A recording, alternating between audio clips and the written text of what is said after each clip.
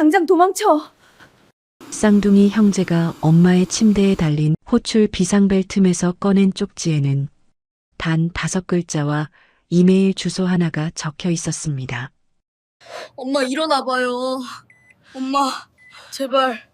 15살 최고와 최선이 필사적으로 외쳤지만 서예란의 몸은 미동도 없었어요. 다만 감긴 눈꺼풀 사이로 눈물만이 끊임없이 흘러내렸죠. 3년째 식물인간 상태인 엄마였습니다. 의식조차 없다던 사람이 언제 어떻게 이런 쪽지를 썼을까요?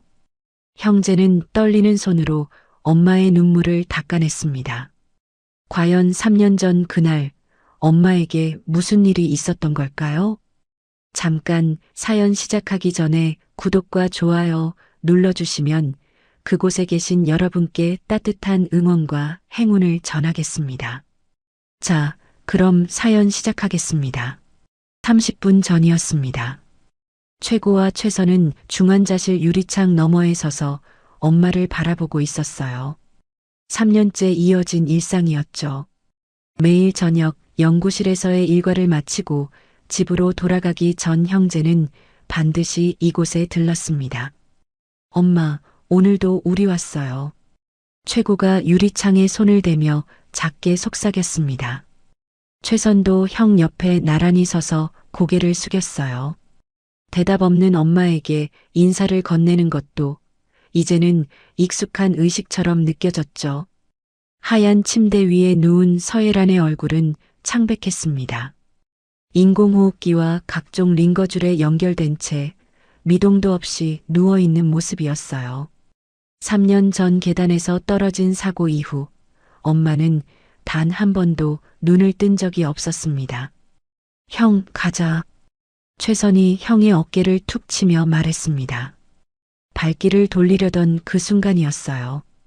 유리창 너머 엄마의 눈가에서 무언가가 빛을 반사했습니다. 최고의 발이 멈췄어요. 잠깐. 최고가 유리창에 얼굴을 바짝 들이댔습니다. 눈을 크게 뜬 채 엄마를 응시했죠. 그리고 그는 믿을 수 없는 광경을 목격했습니다. 엄마의 감긴 눈꺼풀 사이로 눈물 한 줄기가 천천히 흘러내리고 있었던 겁니다. 최선아. 최고의 목소리가 떨렸습니다. 최선도 급히 유리창에 달라붙었어요. 저거 눈물이야? 그래. 형제는 서로를 바라봤습니다. 들어가 보자. 그리고 최고와 최선 형제는 이 쪽지를 발견했어요. 작게 접힌 쪽지였어요. 펼치는 순간 형제의 눈이 커졌죠. 당장 도망쳐. 또박또박 쓰인 엄마의 글씨체였습니다. 그 아래 이메일 주소 하나가 적혀 있었어요. 이거 엄마가 쓴 게 확실해. 형제는 쪽지를 꼭 쥐었습니다. 손이 부들부들 떨렸어요. 무슨 의미인지 알 수 없었지만 이 쪽지가 심상치 않다는 건 분명했습니다. 일단 나가야 해. 누가 올 수도 있어. 최고가 주위를 살피며 말했습니다. 최선이 고개를 끄덕이며 엄마의 손을 놓았어요. 엄마, 우리 꼭 다시 올게요. 기다려요. 형제는 마지막으로 엄마의 눈물을 닦아주고 조용히 병실을 빠져나왔습니다. 복도로 나온 형제는 서로를 바라봤어요. 쪽지를 쥔 손에서 땀이 흘렀습니다. 형, 이게 대체... 집에 가서 확인해 보자. 최고가 쪽지를 주머니 깊숙이 집어넣으며 말했습니다. 3년 전으로 거슬러 올라가야 했습니다. 당시 초등학교 6학년이었던 12살 쌍둥이는 똑똑했지만 평범한 아이들이었어요. 학교에서 돌아오면 친구들과 놀고 주말엔 엄마와 함께 놀이공원에 가곤 했죠. 엄마 서예라는 따뜻한 사람이었습니다. 천재적인 두뇌를 가진 연구원이었지만 집에서만큼은 그저 다정한 엄마였어요. 쌍둥이가 천재적 재능을 보이기 시작했을 때도 엄마는 그들이 평범한 어린 시절을 누리길 바랐습니다. 최고, 최선, 공부보다 중요한 게 뭔지 알아? 뭐예요, 엄마? 행복이야. 너희가 행복하면 그걸로 충분해. 엄마는 늘 그렇게 말했어요. 하지만 그 평화로운 일상은 3년 전 그날 산산조각이 났습니다. 학교에서 돌아온 쌍둥이를 맞이한 건 아빠 최하진과 할머니 이순자였어요. 둘의 표정이 심상치 않았죠. 얘들아, 앉아라. 할머니의 목소리는 차갑고 단호했습니다. 평소 따뜻하게 대하던 모습과는 달랐어요. 엄마가 어디 갔어요? 최선이 물었습니다. 아빠가 입을 열었어요. 엄마가 사고를 당하셨다. 네. 쌍둥이의 얼굴이 하얗게 질렸습니다. 회사 계단에서 넘어지셨어. 지금 병원에 계신다. 그럼 우리 병원 가야 해요. 최고가 벌떡 일어났습니다. 하지만 할머니가 손을 들어 제지했어요. 안 돼. 너희는 가면 안 된다. 왜요? 엄마가 아픈데. 엄마는 지금 중환자실에 계셔. 최고의 의료진이 붙어서 치료하고 있으니까 너희는 걱정하지 말고 공부나 해. 할머니의 말투는 단호했습니다. 쌍둥이는 눈물을 글썽이며 아빠를 쳐다봤어요. 하지만 아빠도 고개를 저을 뿐이었죠. 아빠, 말 들어라. 엄마는 곧 나아지실 거야. 하지만 엄마는 나아지지 않았습니다. 며칠 뒤 쌍둥이는 아빠와 할머니 몰래 병원으로 향했어요. 중환자실 유리창 너머로 본 엄마의 모습은 충격적이었죠. 수많은 줄에 연결된 채 눈을 감고 누워있는 엄마. 창백한 얼굴, 미동도 없는 몸. 엄마. 최선이 유리창에 손을 대며 울먹였습니다. 최고도 눈물을 참지 못했어요. 하지만 그것이 엄마를 본 마지막이었습니다. 집으로 돌아온 쌍둥이를 기다린 건 할머니의 차가운 눈빛이었어요. 내가 가지 말라고 했지? 할머니, 엄마는 식물인간이 됐어. 의식도 없고 깨어날 가능성도 거의 없다고 하더구나. 할머니의 말은 냉혹했습니다. 그러니까 너희는 이제 엄마 생각은 접어라. 대신 공부에 집중해. 무슨 말씀이세요? 엄마는 너희 천재적인 IQ를 가지고 있덕나? 할머니가 쌍둥이를 번갈아 보며 말했습니다. 너희 엄마가 숨기려고 했지만 나는 다 알고 있었어. 너희가 얼마나 똑똑한지 말이야. 그날부터 쌍둥이의 삶은 완전히 바뀌었습니다. 할머니와 아빠는 쌍둥이의 천재성을 테스트했어요. 각종 시험을 치르게 하고 전문가들을 불러 평가를 받게 했죠. 결과는 놀라웠습니다. 12살 쌍둥이의 지능은 이미 대학생 수준을 훌쩍 넘어서 있었거든요. 조기 졸업시켜라. 할머니의 명령이 떨어졌습니다. 그리고 의대에 보내. 우리 회사 이미지에도 좋고 애들 장래에도 도움이 될 거야. 하지만 어머니, 애들이 아직. 닥쳐, 하진아. 혜란이가 애들 망치고 있었던 거야. 저런 천재를 평범하게 키운다고? 말이 되나? 할머니의 말에 아빠는 고개를 숙였습니다. 쌍둥이는 저항할 수 없었어요. 겨우 12살이었고 엄마는 의식이 없었으며 아빠는 할머니 편이었으니까요. 1년 만에 초중고등학교 과정을 모두 마친 쌍둥이는 13살에 의대에 입학했습니다.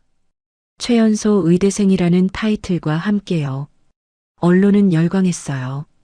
할머니가 운영하는 제약회사의 주가도 덩달아 올랐죠. 천재 쌍둥이, 1등 제약의 미래. 신문 헤드라인이 그렇게 뽑혔습니다. 하지만 쌍둥이에게 그건 감옥이나 다름없었어요. 학업을 제외하면 할머니와 아빠는 그들을 회사 연구동에 집어넣고 연구만 시켰습니다. 친구도 없었고 자유도 없었어요. 단 하나 허락된 것이 있었습니다. 집에 가기 전에 엄마한테 들르는 건 괜찮아. 아빠가 그렇게 말했어요. 아마도 최소한의 양심이 남아 있었던 걸까요? 그래서 쌍둥이는 매일 저녁 연구를 마치고 집으로 가기 전 회사와 바로 붙어 있는 병원 중환자실에 들렀습니다. 유리창 너머로 엄마를 보며 하루를 정리하는 게 유일한 위안이었죠. 3년이 그렇게 흘렀습니다. 그리고 오늘 쌍둥이는 엄마의 눈물을 보았습니다. 그리고 쪽지를 발견했어요. 당장 도망쳐. 대체 무슨 의미일까요? 엄마는 무엇으로부터 도망치라는 걸까요? 형제는 주머니 속 쪽지를 만지작거리며 집으로 향했습니다. 가슴이 두근거렸어요. 불안과 기대가 뒤섞인 감정이었죠. 무언가가 시작되고 있었습니다. 집으로 돌아온 쌍둥이는 서둘러 자신들의 방으로 향했습니다. 거대한 저택의 2층, 복도 끝에 위치한 방이었어요. 할머니는 쌍둥이에게 각자 방을 주겠다고 했지만 형제는 한 방을 쓰겠다고 고집했죠. 서로만이 유일한 위안이었으니까요. 최선아, 문 잠가. 최고가 말했습니다. 최선이 재빨리 문을 잠그고 커튼까지 쳤어요. 형제는 책상 앞에 나란히 앉았죠. 최고가 주머니에서 쪽지를 꺼냈습니다. 형광등 불빛 아래 엄마의 또박또박한 글씨가 선명하게 보였어요. 당장 도망쳐. 그 아래 적힌 이메일 주소. 이게 뭘까? 최선이 쪽지를 들여다보며 물었습니다. 최고가 노트북을 켰어요. 일단 접속해보자. 이메일 사이트에 접속한 최고가 주소를 입력했습니다. 하지만 로그인하려면 비밀번호가 필요했어요. 비밀번호를 최고의 손가락이 키보드 위에서 멈췄습니다. 최선도 화면을 뚫어지게 쳐다봤죠. 엄마라면 뭘 비밀번호로 했을까? 엄마 생일? 최선이 말했습니다. 최고가 고개를 저었어요. 아니야. 엄마가 우리한테 남긴 거라면. 형제의 눈이 마주쳤습니다. 동시에 같은 생각이 떠올랐어요. 우리 생일. 비밀번호가 맞지 않습니다. 연도까지 넣어봐. 최고가 재빨리 입력했습니다. 화면이 전환됐습니다. 받은 편지함이 열렸어요. 이거다. 최선의 목소리가 떨렸습니다. 형제는 숨을 죽인 채 화면을 들여다봤죠. 받은 편지함에는 이메일이 20통 정도 있었습니다. 대부분 3년 전 날짜였어요. 그중 가장 최근 것은 3년 전 5월 15일 엄마가 사고 나기 이틀 전이었죠. 최고가 가장 먼저 온 메일을 클릭했습니다. 발신자 이름을 보고 최선이 놀라 말했습니다. 김 교수님이잖아. 김 교수는 지금 쌍둥이의 지도교수였어요. 하지만 그 전부터 엄마와 친구로 알고 지내던 사이였죠. 쌍둥이가 의대에 입학하기 전부터 가끔 집에 놀러 오곤 했으니까요. 이메일 내용은 간단했습니다. 혜란아, MG8 임상일상 데이터 받았어. 이거 심상치 않은데 조작된 것 같아. 확인 좀 해봐. 최고가 다음 메일을 열었습니다. 엄마가 보낸 답장이었어요. 나도 그렇게 생각해. 수치가 너무 깔끔해. 원본 데이터를 찾아봐야 할 것 같아. 형제는 계속해서 메일을 읽어내려갔습니다. 엄마와 김 교수가 주고받은 이메일에는 회사에서 진행 중인 신약 MG8의 임상일상 결과에 대한 의심이 담겨 있었어요. 숫자들이 너무 완벽하다는 것, 부작용 보고가 거의 없다는 것, 대조군과의 차이가 지나치게 크다는 것. 혜란아, 이거 정말 이상해. 임상일상에서 이렇게 깔끔한 결과가 나올 리 없어. 알아. 나도 며칠째 데이터 들여다보고 있는데 분명히 조작된 거야. 원본 서류를 찾아야 해. 그리고 마지막 메일. 엄마가 보낸 것이었습니다. 사고 나기 하루 전이었죠. 결정적인 증거를 찾았어. 원본 서류야.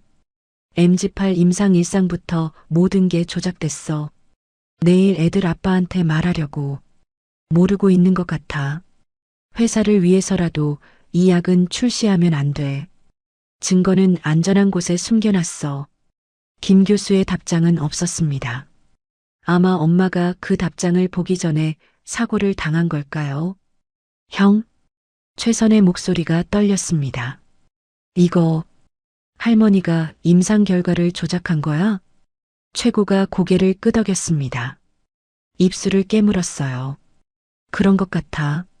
메일에 첨부된 파일들을 열어봤습니다. 복잡한 수치들과 그래프, 문서들이 가득했어요. 의대생인 쌍둥이에게도 어려운 내용이었지만 대략적인 의미는 파악할 수 있었죠. MG8 임상 일상 데이터가 조작됐다는 증거들이었습니다. 잠깐만.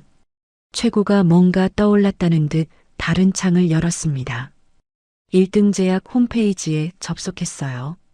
메인 화면에 큼지막하게 띄워진 공지가 눈에 들어왔죠. 신개념 신경안정제 출시 임박. 임상 3상 성공적 완료.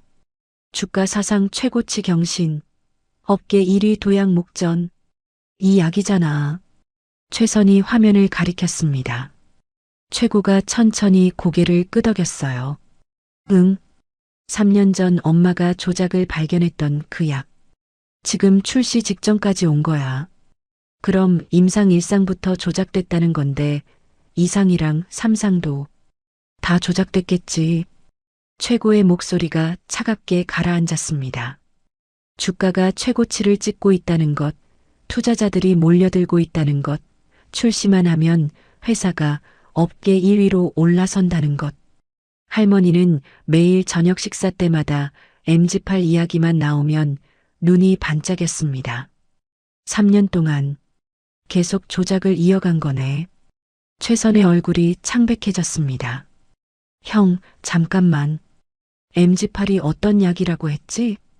최고가 홈페이지를 스크롤했습니다. 약물 설명이 나왔어요. MG8은 신경 전달 물질을 조절하는 혁신적 신경 안정제입니다. 여기엔 부작용에 대한 얘기가 없네. 최고가 다시 메일로 돌아갔습니다. 엄마가 보낸 메일 중 하나에 더 자세한 설명이 있었어요. 신경 전달 물질을 조절하는 약이야. 불안장애나 우울증 환자에게 투여하면 효과가 있다고 하는데 문제는 부작용이야. 건강한 사람이 잘못 복용하면 신경마비 증상이 나타날 수 있대. 신경마비. 두 단어가 쌍둥이의 머릿속을 강타했습니다. 설마. 최선이 형을 돌아봤습니다. 최고의 얼굴도 하얗게 질려 있었어요. 엄마가 식물인간이 아닐 수도 있다는 거야? 모르겠어. 하지만 확인해 봐야 해. 최고가 자리에서 벌떡 일어났습니다. 다시 노트북 앞에 앉았어요. 뭐 할 건데? 엄마 차트 확인해 봐야지. 최고의 손가락이 키보드 위를 빠르게 움직였습니다. 병원 서버에 접속하기 시작한 거예요. 형, 위험한데. 괜찮아. 확인만 해보자. 몇 분 후 화면에 병원 내부 시스템이 떠올랐습니다. 최고가 환자 검색창에 엄마 이름을 입력했어요. 서예란. 42세. 중환자실 305호. 차트가 열렸습니다. 진단명 두부 외상으로 인한 의식불명 상태. 치료 내용 링거, 영양제, 각종 생명 유지 장치. 하지만 투약 기록엔 특이사항이 없었습니다. 이상한데. 최고가 중얼거렸습니다. 뭐가? 엄마가 식물인간이라면서 왜 투약 기록이 이렇게 단순해? 보통은 합병증 예방을 위한 약들도 쓰는데. 최고가 다른 메뉴를 클릭했습니다. 의료기기 사용 기록이었어요. 링거 투여 장치, 자동 투약기, 생체 모니터링 장치, 그리고 그중 하나 자동 투약기 기록을 열었을 때였습니다. 이게 뭐야? 최고의 목소리가 떨렸습니다. 화면에는 투약 기록이 빼곡히 적혀 있었어요. 하지만 약물명이 표시되지 않고 코드만 적혀 있었죠. 매일 같은 시간에 3년째 계속. MG8. 최선이 화면을 가리키며 숨을 들이켰습니다. 이거 지금 할머니랑 아빠가 출시하려는 그 약이잖아. 형제는 서로를 바라봤습니다. 온몸에 소름이 돋았어요. 엄마에게 MG8이 투여되고 있었습니다. 처방전도 없이 차트에도 기록되지 않은 채로 이게 말이 돼? 최선의 손이 떨렸습니다. 최고가 투약 기록을 더 확인했어요. 3년 전 엄마가 입원한 직후부터 매일같이 투약됐다는 기록이 있었죠. 사고 당일 저녁부터 시작된 투약. 그리고 단 하루도 빠짐없이 이어진 3년. 최고가 스크롤을 내리며 투약 시간을 확인했습니다. 매일 밤 10시. 정확했어요. 이 시간이면 간병인이 퇴근하고 간호사 순찰 끝난 직후야. 최선이 떨리는 목소리로 말했습니다. 일부러 아무도 없을 때 투약한 거네. 최고가 고개를 끄덕였습니다. 주먹을 불끈 쥐었어요. 엄마가 지금 식물인간이 아니야. 최고의 목소리는 확신에 차 있었습니다. MG8 때문에 마비된 거야. 매일에 있었잖아. 건강한 사람이 이 약을 먹으면 신경마비 증상이 나타난다고.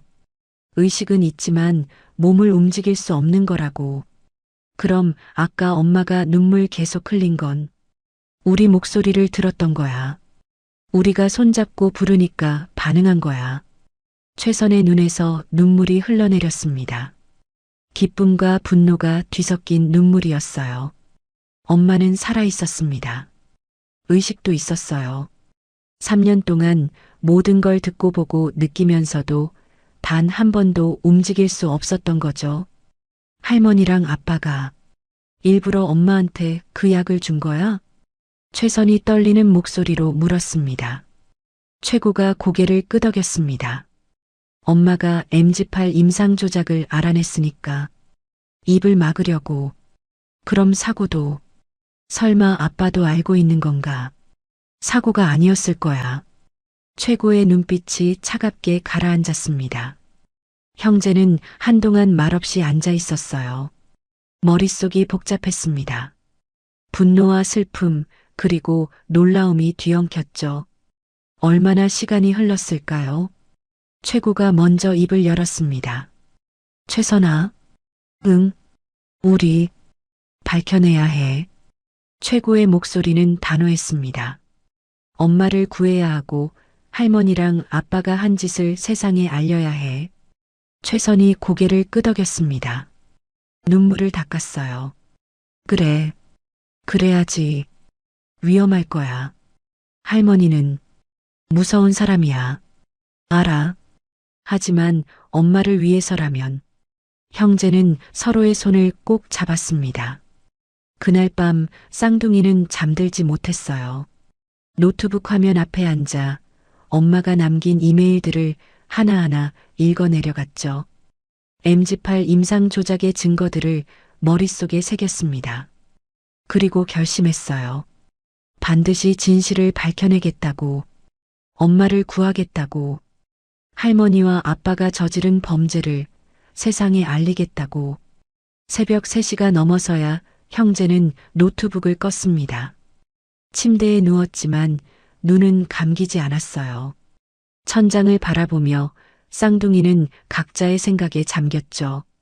내일부터 무엇을 해야 할까? 어떻게 움직여야 할까?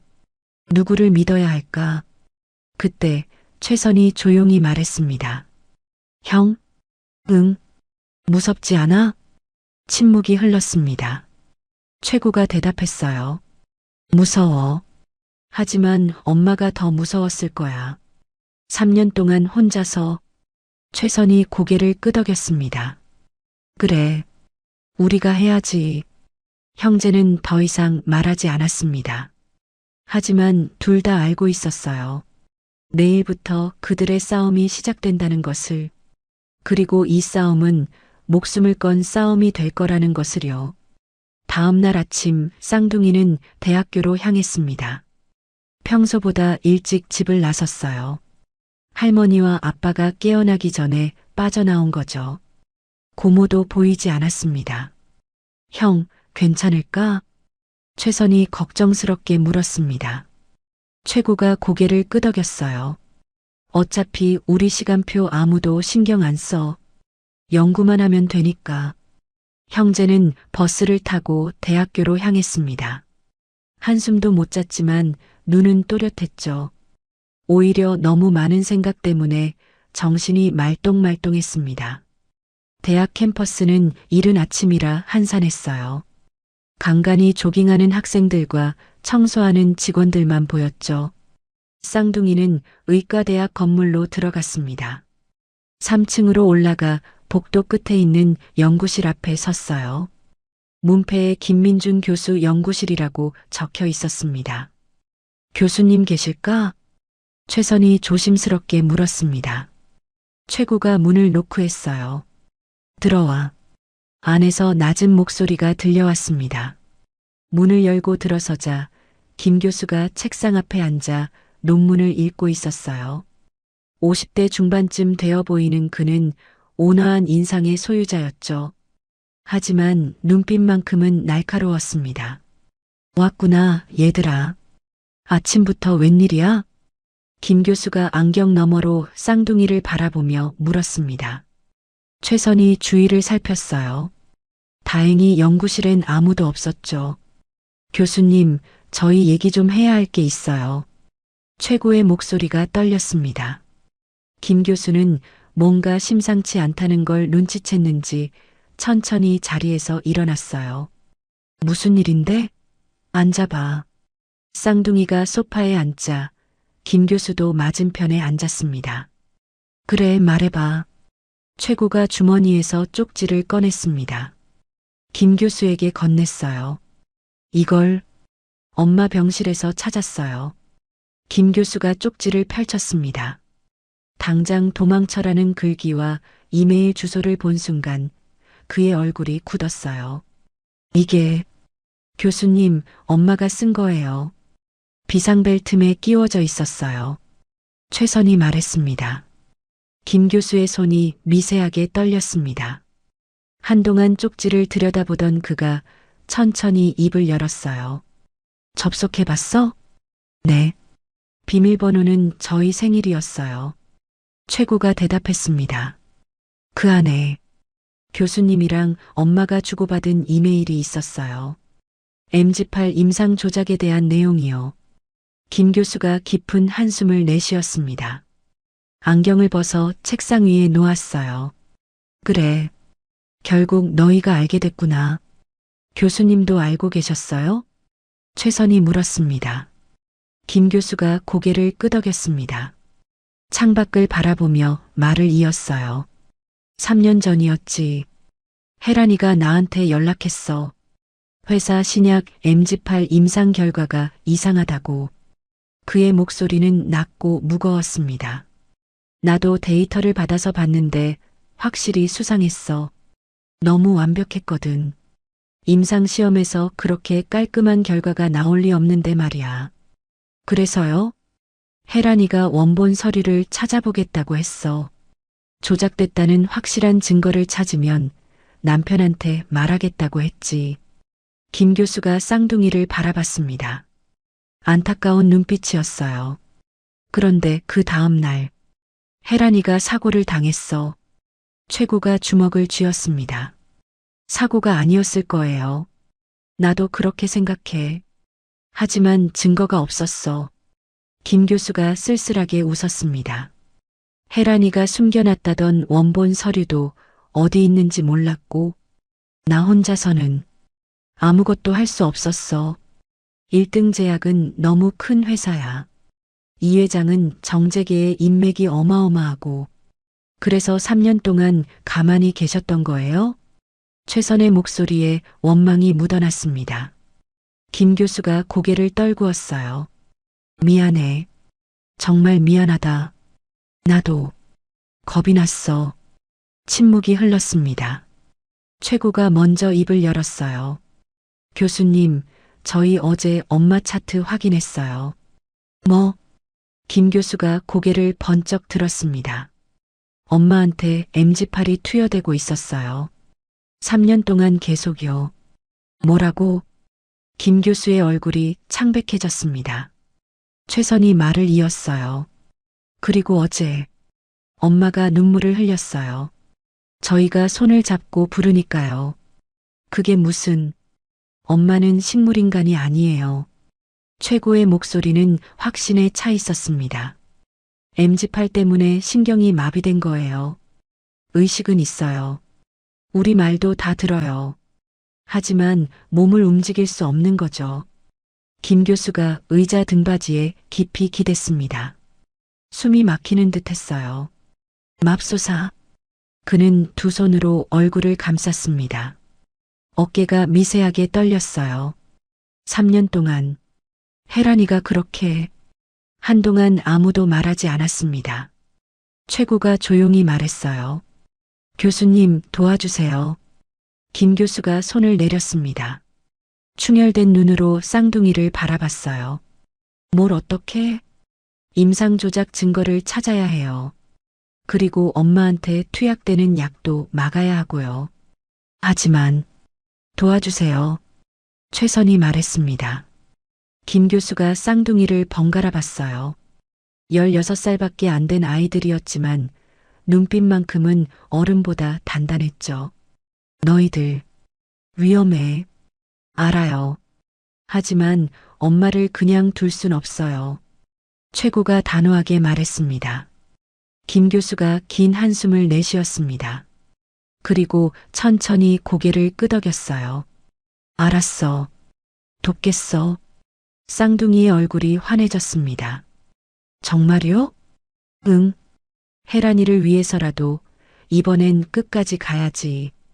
김 교수가 자리에서 일어났습니다. 책상 서랍을 뒤지더니 수첩을 꺼냈어요. 일단 역할을 나누자. 내가 이메일에 있던 자료들을 바탕으로 임상 조작 증거를 찾아볼게. 정확한 데이터 분석이 필요할 거야. 저희는요? 너희는 병원에서 혜란이를 관찰해. 투약 패턴이랑 시간, 담당 간호사나 의사가 누군지 파악하고. 최고가 고개를 끄덕였습니다. 그리고 김 교수가 잠시 망설이더니 말했어요. 집에서 이 회장이랑 내 아버지가 무슨 얘기하는지도 알아야 할 것 같은데. 어떻게요? 김 교수가 턱을 쓸었습니다. 뭔가 고민하는 표정이었어요. 잠깐만 기다려봐. 그는 휴대폰을 꺼내 어디론가 전화를 걸었습니다. 응, 나야. 지금 시간 돼. 좀 급한 일이 있어서 그래. 응, 고마워. 전화를 끄는 김 교수가 말했어요. 오늘 저녁쯤 내가 물건 하나 구해올게. 너희 그때 다시 와. 무슨 물건인데요? 도청장치. 쌍둥이의 눈이 커졌습니다. 집안에 설치하면 이 회장이랑 내 아버지가 무슨 대화를 나누는지 들을 수 있을 거야. 하지만 그게 불법이지. 알아. 김 교수가 쓴웃음을 지었습니다. 하지만 상대도 불법을 저질렀잖아. 임상 조작에 사람을 약으로 가둬놓은 거나 다름없는데. 그의 목소리에 분노가 묻어났어요. 이번엔 내가 겁먹지 않을 거야. 혜란이를 위해서라도. 최고와 최선이 서로를 바라봤습니다. 그리고 고개를 끄덕였어요. 알겠어요, 교수님. 그날 저녁 쌍둥이는 다시 대학교를 찾았습니다. 김 교수의 연구실 문을 두드리자 안에서 들어오라는 목소리가 들렸어요. 김 교수가 작은 상자를 건넸습니다. 이거야. 크기가 작아서 눈에 잘 안 띄어. 서재 책장 뒤나 책상 아래 같은 데 붙이면 돼. 최고가 상자를 열어봤습니다. 동전만 한 크기의 검은 장치였어요. 배터리는 일주일 정도 가. 녹음된 내용은 이 앱으로 들을 수 있어. 김 교수가 휴대폰을 보여줬습니다. 조심해서 설치하고 절대 들키면 안 돼. 네, 교수님. 최선이 상자를 받아 주머니에 넣었습니다. 그리고 혜란이 상태는 계속 지켜봐. 투약 시간이랑 패턴을 정확히 파악해야 해. 알겠어요. 김 교수가 쌍둥이의 어깨를 두드렸습니다. 힘들겠지만 조금만 참자. 반드시 혜란이를 구할 거야. 네. 쌍둥이가 힘차게 대답했습니다. 연구실을 나선 형제는 서로를 바라봤어요. 할 수 있겠어? 최고가 물었습니다. 해야지. 최선이 주먹을 쥐었습니다. 엄마를 위해서라면 뭐든지. 형제는 집으로 향했습니다. 주머니 속 도청 장치가 묵직하게 느껴졌어요. 긴장됐지만 동시에 희망도 생겼죠. 이제 시작입니다. 진실을 밝혀낼 첫걸음을요. 엄마를 구할 긴 여정의 시작이었습니다. 집으로 돌아온 쌍둥이는 평소처럼 현관문을 열고 들어섰습니다. 다녀왔습니다. 최고가 목소리를 냈지만 대답은 없었어요. 거실은 조용했죠. 할머니와 아빠, 고모는 아직 회사에 있는 모양이었습니다. 지금이야. 최선이 작게 속삭였습니다. 형제는 재빨리 2층으로 올라갔어요. 복도를 지나 아빠의 서재 앞에 섰습니다. 문손잡이를 돌렸죠. 다행히 잠겨 있지 않았어요. 서재 안은 고급스러운 가구들로 가득했습니다. 커다란 책상과 가죽 소파, 벽 한쪽을 가득 채운 책장이 보였어요. 어디에 설치하지? 최고가 주위를 둘러봤습니다. 최선이 책상 쪽을 가리켰어요. 저기 어때? 책상 아래.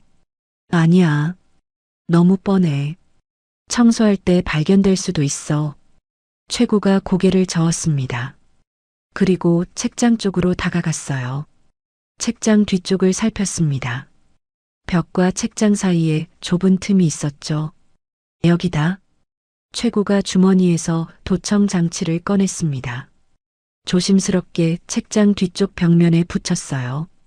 검은색 장치는 어둠 속에서 거의 보이지 않았죠. 잘 붙었어? 응. 완벽해.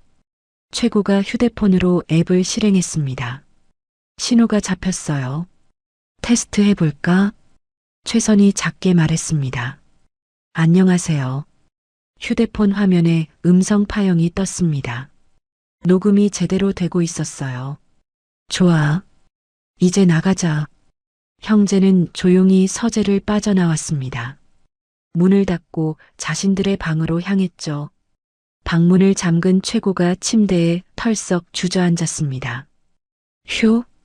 긴장돼 죽는 줄 알았어. 나도. 최선이 옆에 앉으며 말했습니다. 이제 뭐해? 기다려야지. 할머니랑 아빠가 서재에서 얘기할 때까지. 저녁 6시가 넘어서야 현관문이 열리는 소리가 들렸습니다. 얘들아, 내려와. 할머니의 목소리였어요. 쌍둥이는 1층으로 내려갔습니다. 식탁에는 이미 저녁 식사가 차려져 있었죠. 할머니 이순자가 상석에 앉아 있었습니다. 60대 후반이지만 여전히 카리스마가 넘쳤어요. 차가운 눈빛과 꼿꼿한 자세가 그녀의 성격을 말해주는 듯했죠. 아빠 최아진은 할머니 옆에, 고모 최아림은 반대편에 앉아 있었습니다. 앉아라. 할머니가 명령조로 말했습니다. 쌍둥이는 조용히 자리에 앉았어요. 식사가 시작됐습니다. 한동안 아무도 말하지 않았죠. 포크와 나이프가 접시에 부딪히는 소리만 들렸어요. 오늘 주가 또 올랐다. 할머니가 먼저 입을 열었습니다. MZ8 발표의 날짜가 확정되면서 투자자들이 더 몰리고 있어. 네, 어머니. 이번 주 안으로 날짜 확정될 겁니다. 아빠가 대답했습니다. 좋아. 이번 발표에는 완벽해야 해. 단 한치의 실수도 용납 못해. 알고 있습니다. 고모가 와인을 한 모금 마시며 말했어요. 언론 플레이도 준비 중이에요. 주요 언론사 기자들 다 섭외했고요. 잘했어. 하리마. 할머니가 만족스럽게 고개를 끄덕였습니다. 쌍둥이는 조용히 식사를 하며 대화를 들었어요. 겉으로는 아무렇지 않은 척했지만 속으로는 분노가 끓어올랐죠. 이 사람들이 엄마를 그렇게 만들었다는 게 믿기지 않았습니다. 최고, 최선. 할머니가 갑자기 쌍둥이를 불렀습니다. 네, 할머니. 너희도 발표회에 참석해야 한다. 네. 천재 꼬마 쌍둥이 의대생이 우리 회사에서 연구하고 있다는 걸 보여줘야지. 홍보 효과가 좋을 거야. 할머니의 눈이 차갑게 빛났습니다. 이해하겠니? 네, 할머니. 최고가 고개를 숙였습니다. 식사가 끝났습니다. 쌍둥이는 방으로 올라가려다가 최고가 최선의 팔을 잡았어요. 잠깐. 저기. 최고가 복도 쪽을 가리켰습니다. 아빠와 고모가 서재로 들어가는 모습이 보였죠. 들어가네. 형제는 재빨리 자신들의 방으로 뛰어갔습니다. 문을 잠그고 휴대폰을 꺼냈어요. 앱을 실행했습니다. 서재에서 들리는 소리가 선명하게 들렸죠. 의자를 끄는 소리, 서류 넘기는 소리, 그리고 대화. 하리마, 발표회 준비 상황 다시 한번 점검하자. 아빠의 목소리였습니다. 알았어, 오빠. 일단 임상 진행했던 사람들 입막음은 확실히 했어. 확실해? 물론이지. 다들 돈 받고 입 다물었어. 게다가 계약서에 비밀유지 조항 넣어놨잖아. 고모의 목소리가 자신만만했습니다. 승인해준 정부 인사들은? 그쪽도 문제 없어. 뇌물 받은 사람들이니까 절대 말 못해. 쌍둥이는 숨을 죽이며 들었습니다. 손에 땀이 흘렀어요. 장부는? 아빠가 물었습니다. 걱정 마, 오빠. 당연히 장부는 남겼지. 고모가 웃으며 말했습니다. 누가 얼마를 받았는지 다 기록했어. 그래야 나중에 입 다물게 할 수 있으니까. 어디 뒀어? 안전한 곳에. 그 장부는 하나뿐이니까 조심해야지. 대체 어디? 아빠의 목소리에 조급함이 묻어났습니다. 별장 금고. 고모가 말했습니다. 별장 서재 금고에 잘 숨겨놨어. 거기는 우리밖에 모르잖아. 쌍둥이는 서로를 바라봤습니다. 최고가 휴대폰 메모장에 재빨리 적었어요. 별장 서재 금고. 그나저나 오빠. 고모의 목소리가 낮아졌습니다. 혜란이는 괜찮아? 침묵이 흘렀습니다. 계속 투약하고 있어. 아빠가 대답했습니다. MG8 효과 확실하네. 3년째인데도 깨어날 기미가 전혀 없잖아. 그러게. 어차피 식물인간 된 거 우리한테는 오히려 잘 된 거지. 입 다물고 있으니까. 고모가 차갑게 웃었습니다. 최선의 주먹이 부르르 떨렸습니다. 최고가 동생의 손을 꼭 잡았어요. 진정하라는 신호였죠. 애들은 아무것도 몰라. 그냥 엄마가 식물인간인 줄 알고 있어. 그럼 됐네. 발표회만 무사히 넘기면 돼. 서류 넘기는 소리가 들렸습니다. 이번 발표회가 끝나면 우리 회사는 업계 1위야. 주가도 천정부지로 오를 거고. 맞아. 그동안 고생한 보람이 있을 거야. 두 사람이 웃는 소리가 들렸습니다. 쌍둥이는 더 이상 듣지 못하고 앱을 껐습니다. 최선이 침대에 주저앉았어요. 몸이 떨렸죠. 저 사람들이 정말 말을 잇지 못했습니다. 최고도 창백한 얼굴로 벽을 응시했어요. 형? 응. 우리 꼭 성공해야 해. 그래. 최고가 고개를 끄덕였습니다. 반드시. 형제는 휴대폰을 들고 김 교수에게 문자를 보냈습니다. 교수님, 중요한 정보 얻었어요. 내일 아침에 뵐 수 있을까요? 곧 답장이 왔습니다. 그래. 내일 아침 8시에 연구실로 와. 쌍둥이는 휴대폰을 내려놓았습니다. 이제 모든 조각이 모이고 있었어요. 형제는 더 이상 말하지 않았습니다. 하지만 둘 다 알고 있었어요. 이제 돌이킬 수 없다는 것을, 그리고 머지않아 진실이 세상에 드러날 거라는 것을요. 밤은 깊어갔지만 쌍둥이의 방에는 여전히 불이 켜져 있었습니다. 복수를 준비하는 두 소년의 눈빛이 어둠 속에서 빛나고 있었죠. 다음 날 아침 쌍둥이는 서둘러 대학교로 향했습니다. 김 교수의 연구실 문을 두드리자 안에서 들어오라는 목소리가 들렸어요. 교수님, 어젯밤에 중요한 정보를 얻었어요. 최고가 들어서자마자 말했습니다. 쌍둥이는 도청한 내용을 모두 이야기했어요. 임상 진행자들에 대한 입막음, 정부 인사들에게 준 뇌물, 그리고 별장 금고에 숨겨진 장부까지요. 김 교수의 얼굴이 점점 굳어졌습니다. 별장 금고의 뇌물 장부라. 비밀번호까지 알아냈구나. 네. 할머니 생신이래요. 최선이 말했습니다. 김 교수가 메모를 하며 고개를 끄덕였어요. 이 정보는 나중에 결정적으로 쓸 수 있을 거야. 검찰이 수사를 시작하면 수색영장을 받아서 압수할 수 있겠어. 비자금 장부니까 확실한 증거가 되지. 그럼 지금은요? 지금은 더 급한 게 있어. 김 교수가 책장에서 두꺼운 약학 서적을 꺼내며 말했습니다. 혜란이를 깨워야지. 김 교수는 책을 펼쳐 화학식들을 가리켰어요. MG8이 신경 전달 물질을 억제하는 약이라면 반대로 그걸 활성화시키는 약을 만들면 돼. 레시피는 내가 만들었어. 종이 한 장을 건넸습니다. 복잡한 화학식과 농도, 제조 과정이 빼곡히 적혀 있었죠. 너희가 회사 연구실에서 만들어. 거기엔 필요한 장비가 다 있을 거야. 할 수 있어요. 최고가 종이를 받아들며 단호하게 말했습니다. 그날 오후 쌍둥이는 1등 제약 연구동으로 향했습니다. 할머니가 배정해준 연구실은 최신 장비로 가득했어요. 아이러니했죠.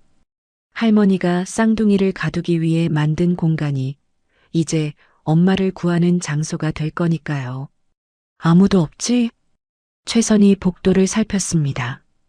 다행히 한산했어요. 문을 잠그고 최고가 레시피를 펼쳤습니다. 기본 화합물부터 만들자.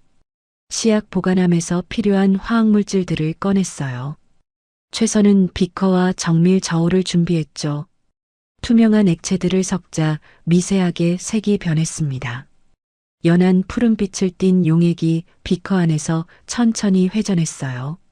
좋아. 이제 정제만 하면 돼. 원심 분리기에 용액을 넣고 돌렸어요. 윙윙 소리와 함께 기계가 빠르게 회전했죠. 불순물들이 걸러지고 순수한 약물만 남았습니다. 마침내 작은 병에 투명하고 깨끗한 액체가 담겼어요. 됐어. 최고가 병을 들어 올렸습니다.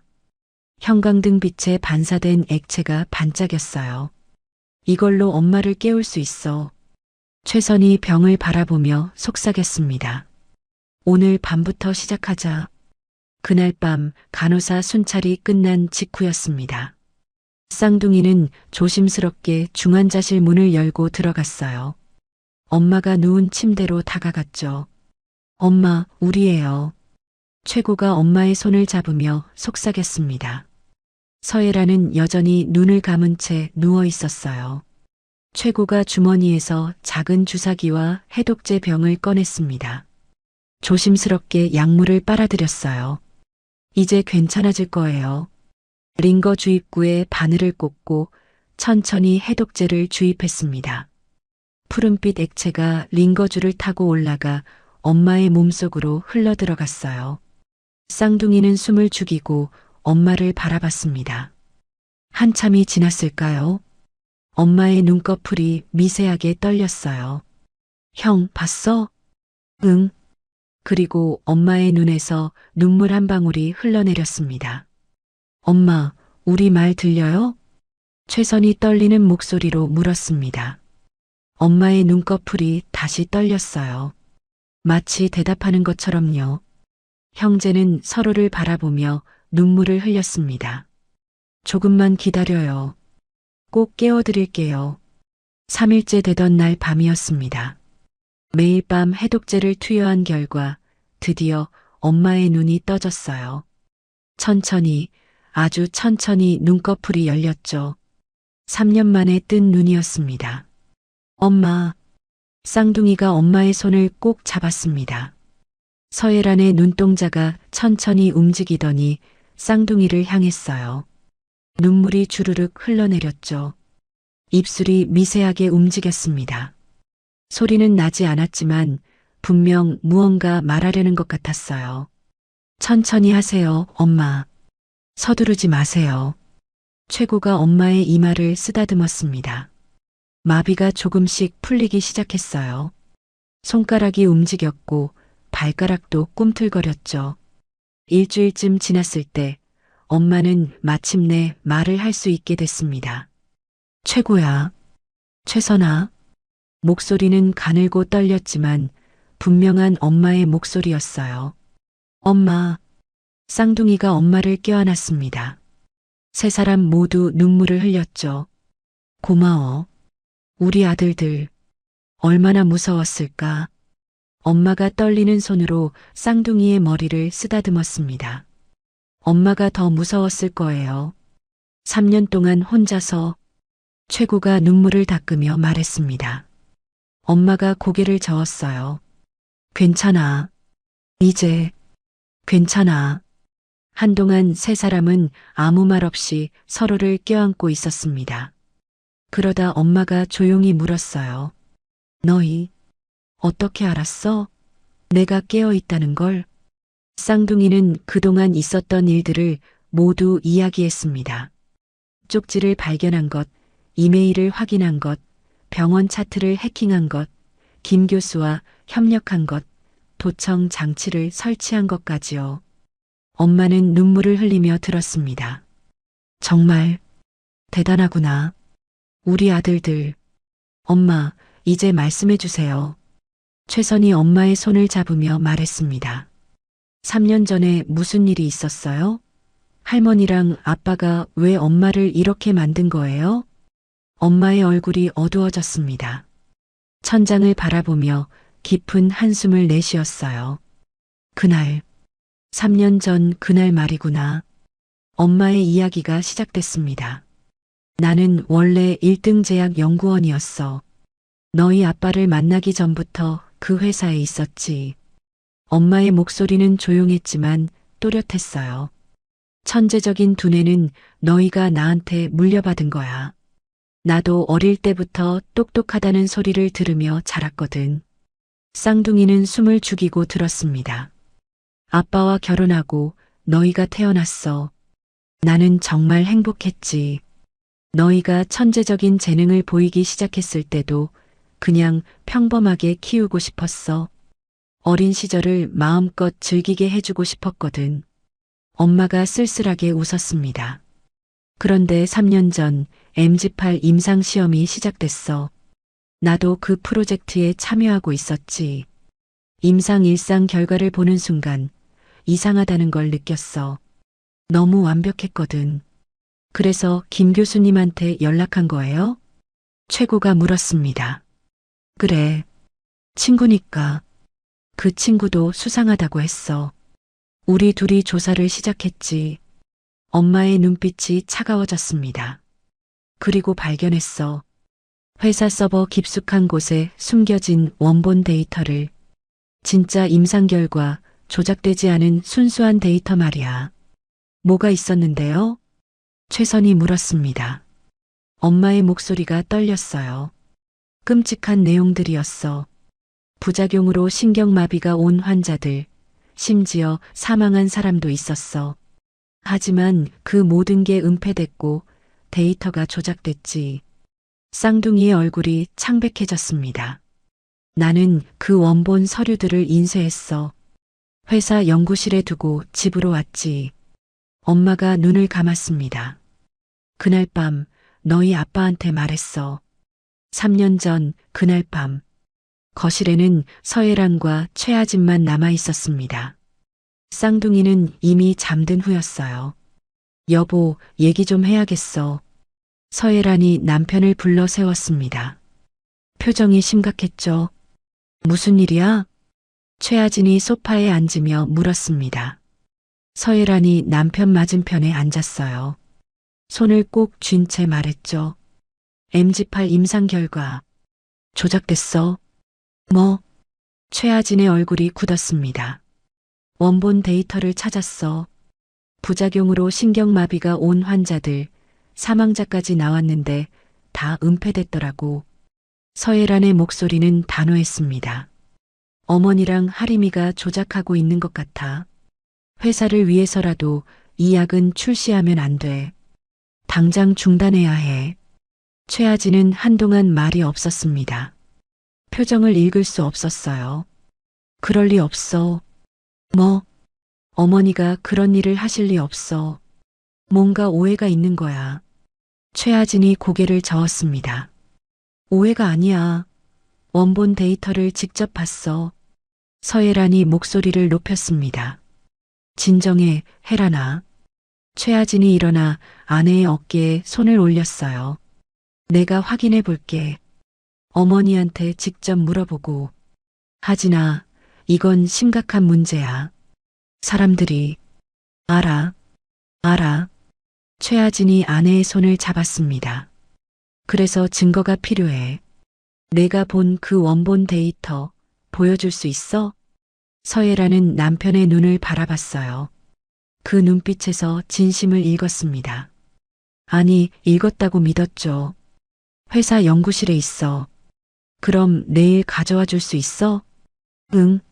내일 당신 사무실로 갈게. 거기서 보여줄게. 서예란이 고개를 끄덕였습니다. 알았어. 내일 보자. 최하진이 아내를 안았습니다. 서예란은 그 순간 남편의 품에 안기며 안도했어요. 남편이 자기 편이라고 믿었으니까요. 하지만 그녀는 보지 못했습니다. 자신의 어깨 너머로 남편의 눈빛이 차갑게 가라앉는 것을요. 다음 날 아침, 먼저 영구동으로 가서 증거 서류를 챙겼어요. 두툼한 봉투에 담긴 원본 데이터였죠. 이걸로 증명할 수 있어. 서예라는 봉투를 들고 본관으로 향했습니다. 엘리베이터를 타고 8층으로 올라갔어요. 남편의 사무실이 있는 층이었죠. 복도를 지나 사무실 문을 열었습니다. 하지만 안은 비어 있었어요. 사장님은 잠시 나가셨어요. 비서가 고개를 내밀며 말했습니다. 서예란이 남편의 아내이자 연구원인 걸 알고 있었죠. 아, 그래요. 안에서 기다릴게요. 서예란은 사무실로 들어가 남편의 책상 앞에 앉았습니다. 손에는 서류 봉투가 들려 있었어요. 책상 위에는 서류들과 펜, 그리고 내선 전화기가 놓여 있었죠. 서예란은 창밖을 바라보며 남편을 기다렸습니다. 잠시 후면 남편에게 증거를 보여줄 수 있을 거예요. 그러면 이 끔찍한 일이 중단되겠죠. 그때였어요. 따르릉. 책상 위 내선 전화가 울렸습니다. 서예란은 무심코 전화기를 들어 귀에 댔어요. 여보세요? 오빠, 서류는 잘 받아서 챙겼어? 혜란이가 어디까지 아는 것 같아? 전화기 너머로 최아림의 목소리가 흘러나왔습니다. 서예란의 얼굴이 창백해졌어요. 손이 떨렸습니다. 심장이 얼어붙는 것 같았죠. 오빠, 왜 대답이 없어? 최아림의 목소리가 다시 들렸습니다. 서예란은 전화기를 귀에서 떼어냈어요. 손이 부들부들 떨렸습니다. 서류는 잘 받아서 챙겼어? 그 말의 의미는 명확했어요. 남편이 어젯밤 자신으로부터 정보를 받았다는 뜻이었죠. 어디까지 아는 것 같아? 자신이 얼마나 알고 있는지 파악하려는 거였어요. 서예란이 전화기를 떨어뜨렸습니다. 플라스틱이 책상에 부딪히며 둔탁한 소리를 냈죠. 아니, 설마 남편이 처음부터 공범이었던 겁니다. 어머니와 시누이와 함께 어젯밤 그 따뜻한 포옹도 진심 어린 눈빛도 모두 거짓이었던 거예요. 안 돼. 서예란은 서류 봉투를 움켜쥐고 자리에서 벌떡 일어났습니다. 사무실 문을 열고 복도로 뛰쳐나갔어요. 숨이 가빠졌죠. 일단 이 서류를 숨겨야 했습니다. 영구동으로 향했어요. 복도를 달리며 뒤를 돌아봤지만 아무도 따라오지 않았습니다. 연구동 건물로 들어가 자신의 연구실 문을 열었어요. 어디에? 서예란이 주위를 둘러봤습니다. 캐비닛. 연구실 한쪽에 놓인 금속 캐비닛이 눈에 들어왔어요. 서예란은 캐비닛 뒤쪽을 살폈습니다. 캐비닛과 벽 사이에 좁은 틈이 있었죠. 손을 뻗어 확인해 봤어요. 충분히 봉투가 들어갈 만한 공간이었습니다. 서예란은 서류 봉투를 그 틈으로 밀어 넣었습니다. 봉투가 미끄러지며 캐비닛 뒤쪽 깊숙한 곳으로 떨어졌어요. 이제 어떻게 하지?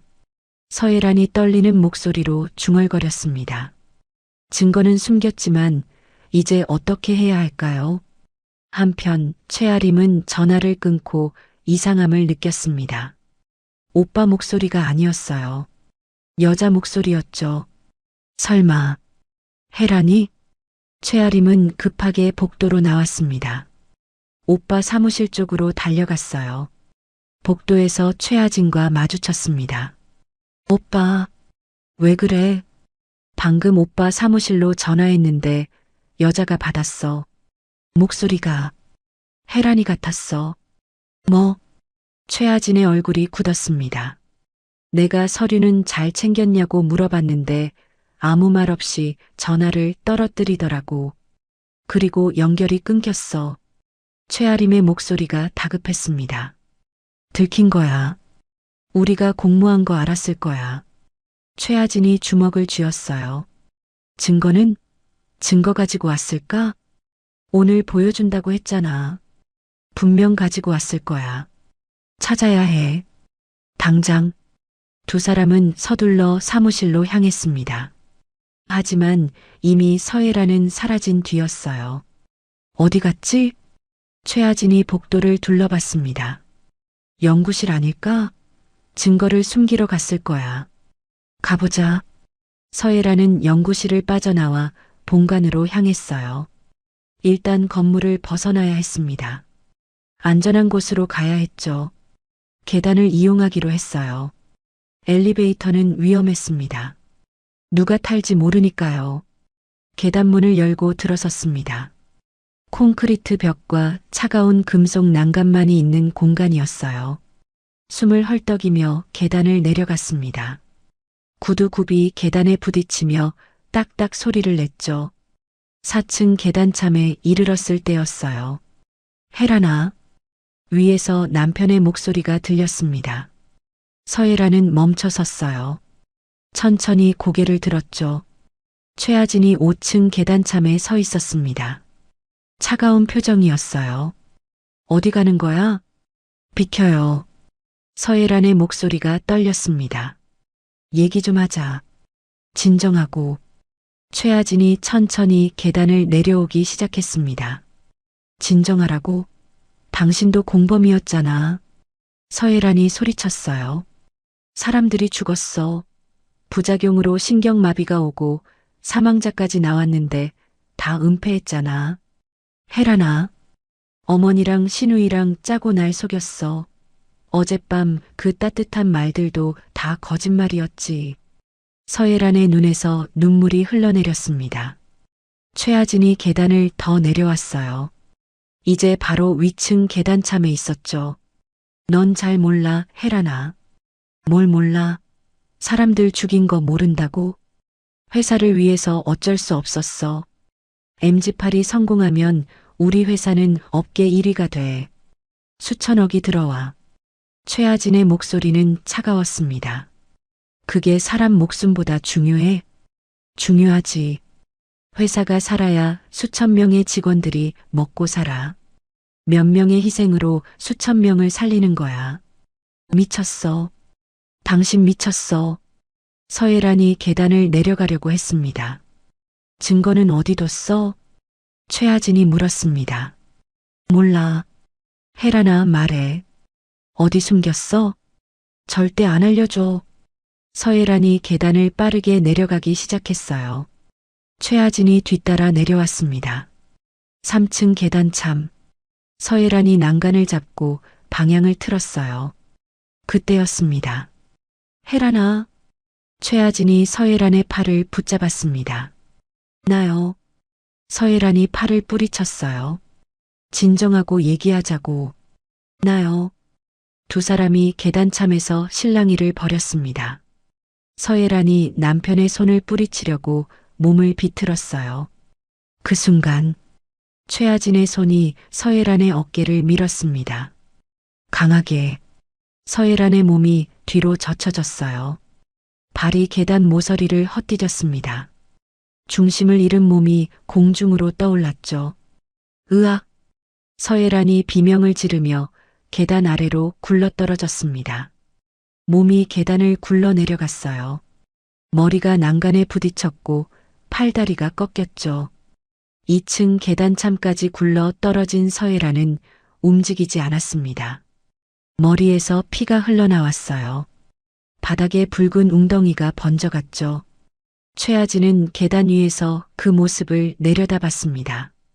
표정은 굳어 있었지만 당황한 기색은 없었어요. 어쩔 수 없었어. 그가 작게 중얼거렸습니다.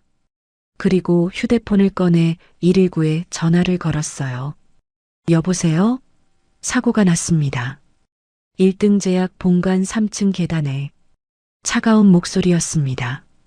현재 병실, 엄마의 목소리가 떨리고 있었어요. 그렇게 나는 계단에서 떨어졌어.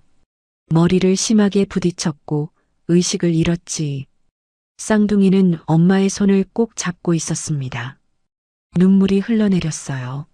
엄마, 깨어났을 때는 이미 병원이었어. 몸을 움직일 수 없었지.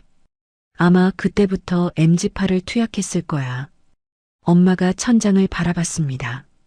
그리고 3년 동안 나는 모든 걸 듣고 봤어. 너희가 어떻게 자라는지, 할머니와 아빠가 무슨 말을 하는지 모두 다 힘들었겠어요. 최선이 눈물을 닦으며 말했습니다. 괜찮아. 이제 깨어났으니까. 엄마가 쌍둥이를 바라보며 미소 지었어요. 엄마. 쌍둥이가 엄마를 껴안았습니다. 이제 괜찮아요. 우리가 다 밝혀낼 거예요. 응, 알아. 엄마가 쌍둥이를 꼭 안았습니다. 그때 엄마가 조용히 말했어요. 증거, 원본 서류는 아직 거기 있을 거야. 어디요? 회사 연구실. 내 캐비닛 뒤쪽 틈에 봉투를 던져 넣었어. 임상 일상부터 모든 조작된 데이터의 원본이 다 들어있어. 최고가 재빨리 휴대폰에 메모했습니다. 꼭 찾아내야 해. 그게 결정적 증거야. 엄마의 목소리는 단호했습니다. 네, 엄마. 반드시 찾을 거예요. 최선이 고개를 끄덕였습니다. 그때 최고가 조심스럽게 물었어요. 엄마, 그런데 지금 깨어난 거 비밀로 해야 해요? 그래야지. 엄마가 고개를 끄덕였습니다. 어차피 이 병실엔 아무도 오지 않아. 정확한 시간에 의료진과 간병인만 왔다 갔다 하거든. 내가 깨어난 척하지 않으면 아무도 몰라. 알겠어요. 쌍둥이가 서로를 바라봤습니다. 이제 모든 조각이 모였어요. 임상 조작의 원본 서류 위치, 별장 금고의 뇌물 장부, 그리고 엄마의 증언. 우리 꼭 이겨야 해. 엄마가 쌍둥이의 손을 꼭 잡으며 말했습니다. 할머니랑 아빠, 고모를 반드시 벌을 받게 해야 해. 네, 엄마. 반드시요. 최고가 단호하게 대답했습니다. 세 사람은 손을 맞잡았습니다. 복수를 위한 준비가 끝났어요. 이제 남은 건 그들을 세상에 드러내는 것뿐이었습니다. 사흘이 빠르게 지나갔습니다. 쌍둥이는 평소처럼 연구실에 가고 집에 돌아와 저녁을 먹었어요. 할머니와 아빠, 고모 앞에서 아무렇지 않은 척했죠. 하지만 밤마다 병원에 들러 엄마와 만났습니다. 그리고 김 교수와 연락하며 계획을 확인했어요. 김 교수는 검사 친구를 통해 모든 준비를 마쳤다고 했습니다. 발표회 당일 검찰이 움직이기로 했습니다. 드디어 신약 발표의 날 아침이 밝았습니다. 1등 제약 본사 대강당은 이미 사람들로 가득 차 있었습니다. 기자들이 카메라를 설치하고 있었고 투자자들과 업계 관계자들이 자리를 잡고 앉아 있었어요. 무대 위에는 거대한 스크린과 연단이 준비돼 있었죠. 와, 최선이 강당 입구에서 안을 둘러보며 숨을 들이켰습니다. 사람 정말 많네. 당연하지. MG8 발표회니까. 옆에서 고모가 만족스럽게 웃으며 말했어요. 주요 언론사는 다 왔어. 오늘 이후로 우리 회사 이름이 전국에 퍼질 거야. 할머니 이순자가 강당 안으로 들어섰습니다. 쌍둥이와 아빠, 고모가 뒤따랐어요.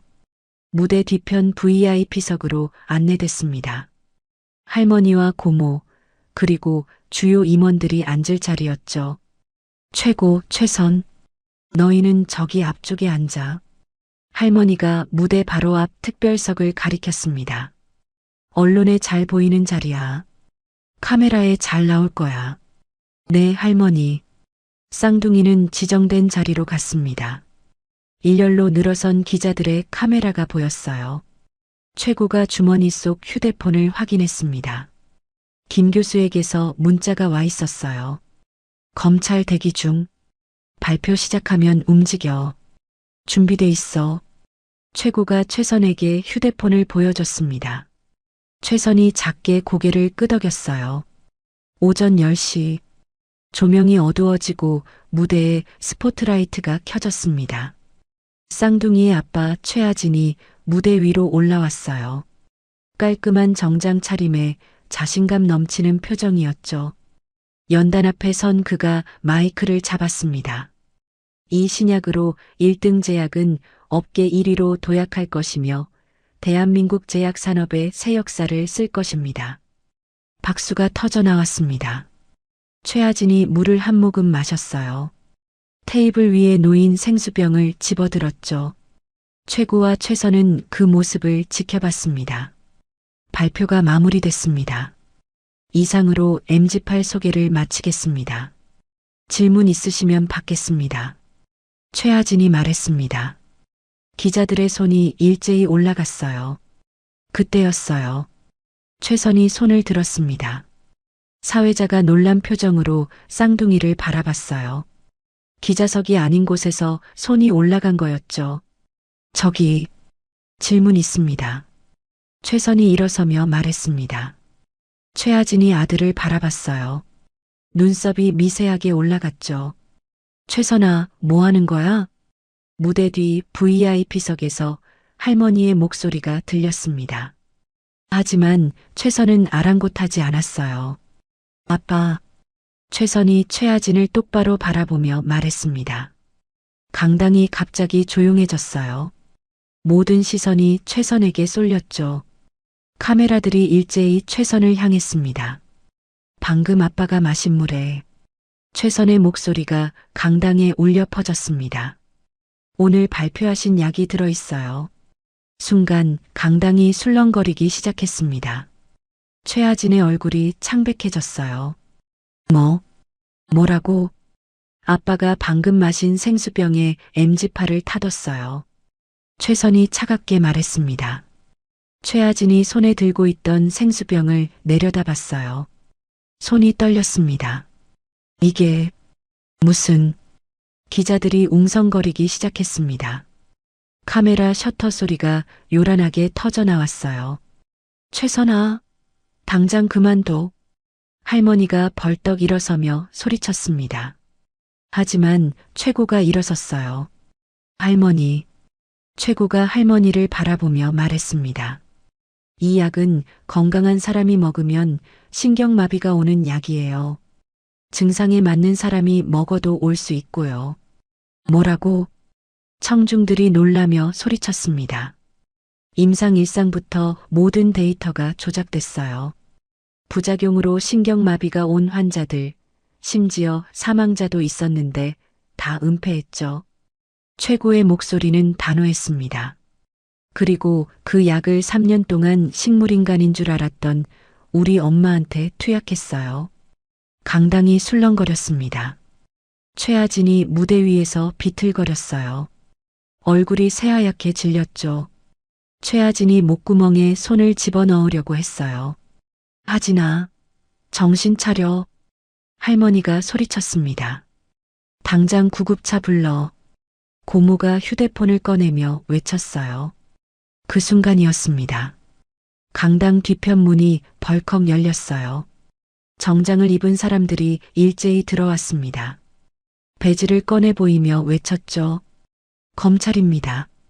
강당이 순식간에 아수라장이 됐습니다. 기자들이 카메라를 들이대며 촬영하기 시작했어요. 플래시가 터졌죠. 검사 한 명이 무대 위로 올라갔습니다. 최하진 씨 약사법 위반 및 임상 결과 조작 혐의로 긴급 체포합니다. 잠깐, 이게 무슨... 최하진이 말했지만 검사는 수갑을 꺼냈어요. 다른 검사들이 VIP석으로 향했습니다. 이순자 회장, 최아림 상무. 두 분도 같은 혐의로 긴급 체포합니다. 뭐야 이게... 할머니가 소리쳤습니다. 당장 변호사 불러. 하지만 검사들은 할머니와 고모에게 수갑을 채웠어요. 안 돼. 나요. 고모가 몸부림쳤지만 소용없었습니다. 카메라 플래시가 미친 듯이 터졌어요. 기자들이 앞다투어 질문을 쏟아냈죠. 회장님, 임상 조작이 사실입니까? 부작용 은폐 의혹에 대해 한 말씀 해주십시오. 강당은 완전히 혼란에 빠졌습니다. 최하진이 무대 위에서 검사에게 끌려가며 쌍둥이를 바라봤어요. 너희들이 이런 짓을... 배신감과 분노가 섞인 눈빛이었습니다. 최고가 아빠를 똑바로 바라보며 말했습니다. 아빠. 목소리는 차갑고 단호했어요. 검사들이 최하진을 끌고 가려는 순간 최고가 그에게 다가갔습니다. 귀에 대고 작게 속삭였어요. 사실 그 물에는 아무것도 안 들어 있어요. 최하진의 눈이 커졌습니다. 뭐? 아빠도 엄마의 기분을 느껴보라고 한 거예요. 최고의 눈빛이 차갑게 빛났습니다. 그 약이 얼마나 위험한지 아빠도 알고 있었으니까요. 최하진의 얼굴이 제빛으로 변했어요. 이미 늦었어요, 아빠. 모든 증거가 검찰에 넘어갔어요. 검사들이 최하진을 끌고 나갔습니다. 할머니와 고모도 수갑을 찬 채 끌려나갔어요. 이게 무슨 짓이야? 최고, 최선. 할머니가 소리쳤지만 쌍둥이는 대답하지 않았습니다. 그저 차갑게 바라볼 뿐이었죠. 형제는 강당을 나와 병원을 향해 걸음을 옮겼습니다. 엄마에게 이 소식을 전하러요. 이제 곧 엄마가 세상에 나설 차례라고요. 발표회가 끝난 직후 김 교수와 쌍둥이는 곧바로 병원으로 달려갔습니다. 엄마. 중환자실 문을 열고 들어서자 엄마가 눈을 뜨고 기다리고 있었어요. 어떻게 됐어? 성공했어요. 최선이 엄마의 손을 잡으며 외쳤습니다. 검찰이 아빠랑 할머니, 고모 모두 체포했어요. 엄마의 눈에서 눈물이 흘러내렸습니다. 정말로. 이제 엄마를 여기서 옮겨야 해. 김 교수가 말했습니다. 이 병원은 1등 제약 계열이니까 다른 병원으로 이송해서 제대로 된 치료를 받아야지. 1시간 후 구급차가 도착했어요. 엄마는 들것에 실려 새로운 병원으로 향했습니다. 쌍둥이와 김 교수가 함께했죠. 깨끗한 병실에 엄마가 누웠습니다. 의료진이 들어와 정밀 검진을 시작했어요. 신경마비 증상이 상당히 회복됐네요. 해독제가 효과를 본 거군요. 담당 의사가 차트를 보며 말했습니다. 재활 치료를 시작하면 완전히 회복 가능할 겁니다. 정말요? 쌍둥이가 환하게 웃었습니다. 네. 다만 시간이 좀 걸릴 거예요. 3년 동안 움직이지 못했으니까요. 그날부터 엄마의 재활이 시작됐습니다. 물리치료사와 함께 손가락을 움직이고 팔다리 근육을 풀었어요. 처음엔 힘들어했지만 날이 갈수록 나아졌죠. 일주일 후 엄마는 침대에 앉을 수 있게 됐습니다. 2주일 후 휠체어에 앉아 병실을 나갈 수 있었어요. 3주일 후 지팡이를 짚고 몇 걸음 걸었습니다. 엄마, 대단해요. 최고가 엄마를 부축하며 말했습니다. 우리 아들들 덕분이야. 엄마가 미소 지었습니다. 그리고 발표회 이후 매일 뉴스 속보가 터졌습니다. 1등 제약 MG8 신약 임상 조작 사건, 검찰 긴급 수사, 이순자 회장 최아진 대표 최아림 상무 구속, 부작용 은폐, 사망자까지 발생, 충격. 방송사마다 이 소식을 톱뉴스로 다뤘어요. 그리고 연일 1등 제약 주가는 폭락했습니다. 개장 동시 하한가. 거래가 정지됐어요. 투자자들이 패닉에 빠졌죠. 내 돈, 내 전 재산이 날아갔어. 사기꾼들, 감옥에서 썩어라. 1등 제약 본사 앞에는 분노한 투자자들이 몰려들었습니다. 항해 시위가 벌어졌어요. 상장 폐지하라. 손해배상하라. 금융당국은 긴급회의를 열었습니다. 1등 제약 주식 상장 폐지를 논의하겠습니다. 회사는 사실상 망했어요. 직원들이 줄줄이 사표를 냈고 거래처들이 계약을 해지했죠. 며칠 후 더 큰 폭탄이 터졌습니다. 검찰이 별장 금고에서 압수한 뇌물 장부가 공개된 거예요. 1등 제약 뇌물 리스트 공개, 고위 공직자 10수명 연루, 보건복지부 국장, 식약처 과장, 국회의원까지 정부 인사들 줄줄이 소환 조사, 정계와 관계가 발칵 뒤집혔습니다. 이름이 오른 공직자들이 긴급 기자회견을 열었어요. 사실무근입니다. 저는 결백합니다. 하지만 검찰은 가차 없었습니다. 계좌 추적 결과 장부에 적힌 금액이 그대로 입금된 증거가 나왔거든요. 공직자들이 줄줄이 조사를 받았고 일부는 구속됐습니다. 연일 뉴스는 이 사건으로 도배됐어요. 오늘도 1등 제약 사건 관련 새로운 소식을 전해드립니다. 추가 피해자가 10명 더 확인됐습니다. 검찰, 임상시험 참여 병원까지 수사 확대. 대한민국이 들썩였습니다. 한 달 후 재판이 시작됐습니다. 서울중앙지방법원 대법정.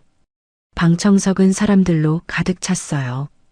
기자들, 피해자 가족들, 그리고 쌍둥이와 김 교수도 앉아 있었죠. 피고인석에는 이순자, 최아진, 최아림이 앉아 있었습니다. 피고인들은 약사법 위반, 임상결과 조작, 뇌물공여, 살인미수 혐의로 기소됐습니다. 판사가 말했습니다. 먼저 검사 측 증인 신문을 시작하겠습니다.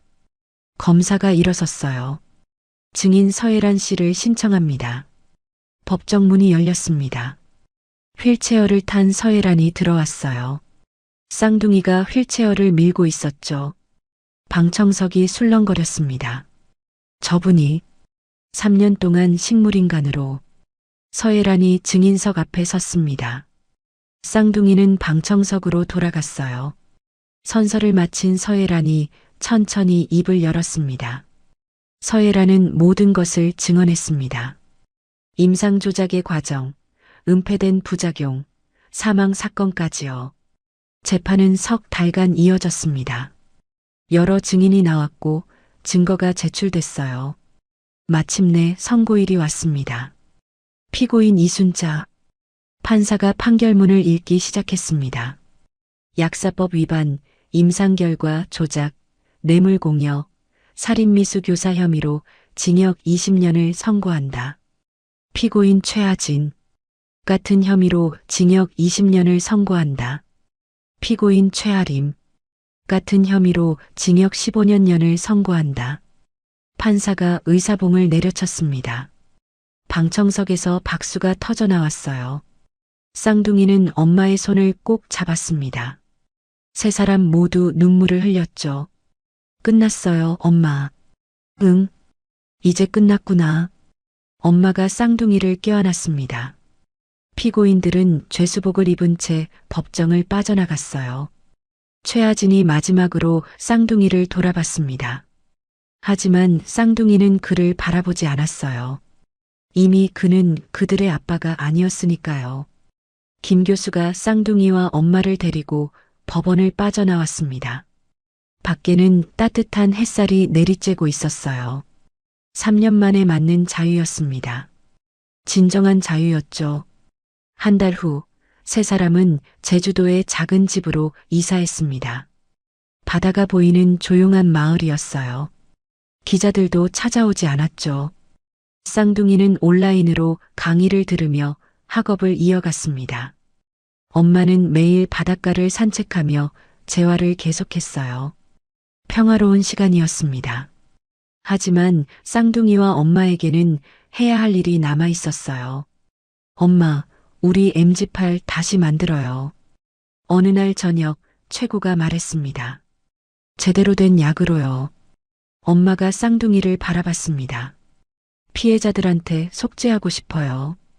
그분들은 치료를 기대했는데 결국 사기를 당한 거잖아요. 최선이 덧붙였습니다. 엄마의 눈에 눈물이 맺혔어요. 그래, 그래야지.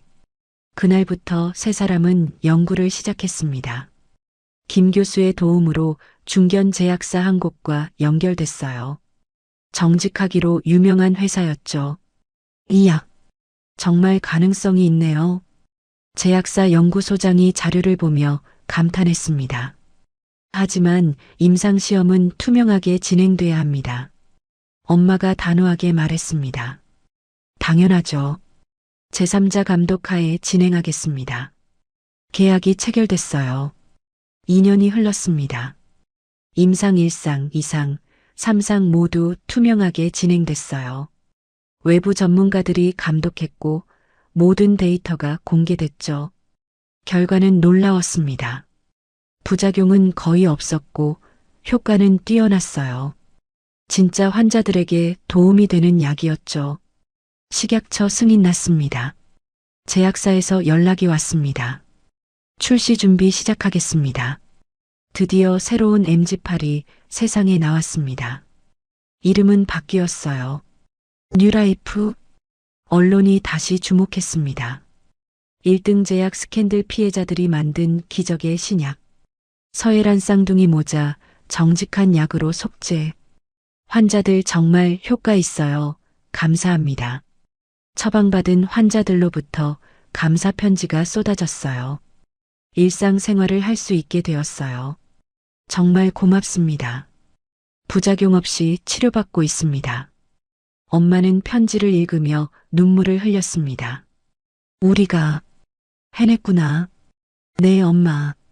쌍둥이가 엄마를 껴안았습니다. 한편 교도소. 최하진은 텔레비전 뉴스를 보고 있었어요. 화면에는 뉴라이프 출시 기념 기자회견이 나오고 있었죠. 서해랑과 쌍둥이가 환하게 웃고 있었습니다. 배은망덕한 것들. 최하진이 이를 갈았습니다. 내가 키워준 자식들이 날 감옥에 쳐넣고 이제 떵떵거리며 살아? 옆에 있던 죄수가 한마디 했어요. 당신이 먼저 부인을 계단에서 밀었잖아요. 자업자득 아닙니까? 시끄러. 최하진이 소리쳤습니다. 하지만 아무도 그의 말에 귀 기울이지 않았어요. 교도관이 지나가며 차가운 눈빛으로 그를 바라봤을 뿐이죠. 최하진은 벽을 향해 주먹을 쳤습니다. 하지만 벽은 꿈쩍도 하지 않았어요. 반성의 기미는 전혀 없었습니다. 그로부터 1년 후, 서해라는 완전히 회복했어요. 지팡이 없이도 걸을 수 있었고 다시 연구실로 돌아갔죠. 쌍둥이는 의대를 졸업했습니다. 최고는 신경과 전문의로, 최선은 양리학 연구원으로 각자의 길을 걸었어요. 그날 저녁 세 사람은 함께 저녁을 먹었습니다. 예전처럼 평범한 식탁이었어요. 하지만 이제는 진짜 평화로웠죠. 엄마, 행복하세요? 최선이 물었습니다. 엄마가 미소 지었어요. 그럼 너희랑 함께 있으니까 우리도요. 쌍둥이가 엄마의 손을 잡았습니다. 세 사람은 웃으며 식사를 계속했어요. 3년 전 그 어두운 날들은 이제 과거가 됐습니다. 진실이 밝혀졌고 정의가 승리했으며 악인들은 벌을 받았어요. 그리고 무엇보다 서로를 지켜낸 가족이 함께 있었습니다. 이제 그들 앞에는 새로운 미래가 펼쳐져 있었어요. 환자들을 위한 정직한 약을 만들고 세상에 도움이 되는 연구를 하며 행복하게 살아가는 미래요. 창밖으로 별이 반짝이기 시작했습니다. 긴 밤이 지나고 마침내 아침이 온 것처럼 긴 이야기 끝까지 함께 해주셔서 진심으로 감사드립니다. 구독과 좋아요로 응원해주신 분들 모두 감사해요. 저에게는 큰 힘이 되거든요. 그럼 다음 이야기로 다시 찾아뵙겠습니다. 모두 건강하세요.